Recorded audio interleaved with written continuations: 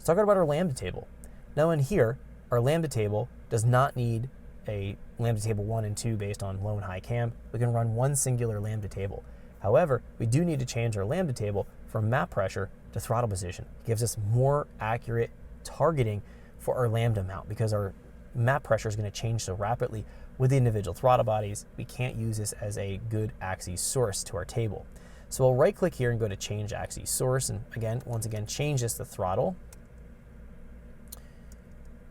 There we go, throttle position.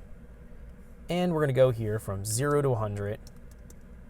And then the number of cell points, let's just go in 10% increments. Let's figure out how many cell points gives us 10. So 11 cells give us 10 division. So 0 to 100. Now, at idle conditions, 500 to, let's say, 1500, and probably even up to maybe 3500 right here. So 40% and below, I'm going to target at 1.0 lambda. Once I'm getting here at about 80% throttle and higher, I'm going to go ahead and target 86 lambda. That's a pretty good lambda target for a naturally aspirated engine. And then here, 4500 and above, I'll target at something like 95 lambda. And then between 40% and 80% throttle, from 5 to 3500, I'm going to right click and do a vertical interpolation. Then I'll go here from 35 to, let's go from 80% to 0, 35 all the way out here to 75, and I'm going to right click and do a horizontal interpolation. And then we actually also need to vertically interpolate this as well. There we go.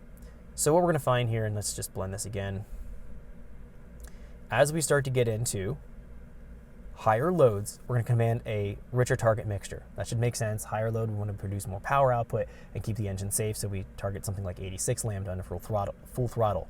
Part throttle, so 0 to 40% is what I'm going to consider part throttle. We're targeting 1.0 lambda at about 3500. Once we get above that RPM, we're going to start to command and target richer and richer lambda mixtures. That's going to give us more throttle response and keep our engine safe at our higher engine speeds. So this table hopefully makes sense as to the shape and purpose of populating our table out like this. So it's an alpha end strategy, engine RPM based. This all looks good. Let's take a look at our ignition angle table.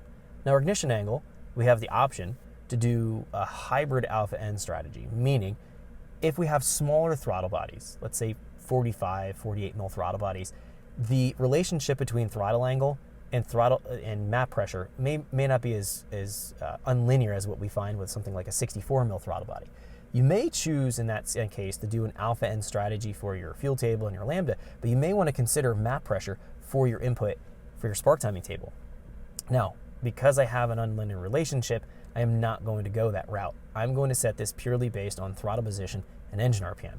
So let's go in here and try this real quick. Change the axis source. I'm going to type in here throttle and grab throttle position and go here between 0.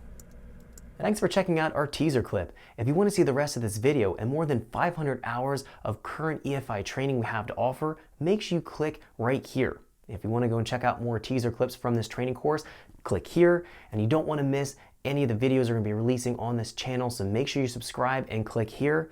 Thanks for watching, and I'll see you guys later.